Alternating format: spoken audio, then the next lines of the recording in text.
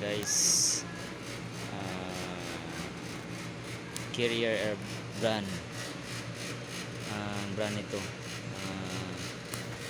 Natapos ko nang na-diagnose, at saka yung kulang nito, yung pipe niya is short, nandiyan lang sa mga 8 something, 8.5 feet, so kulang sa standard.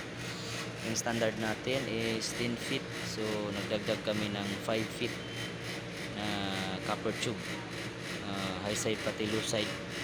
Ayan, tatrabahoin natin. Saka yan, kasi yung dati diagnose sila o replace daw compressor, na hindi pala, na sino naman yung mag running yung compressor, sobrang init kasi yung maikli lang yung tubo, so mamamatay talaga siya. Ayan, dito tayo ng gamit, clamp tester, adjustable, at saka ito yung pipe.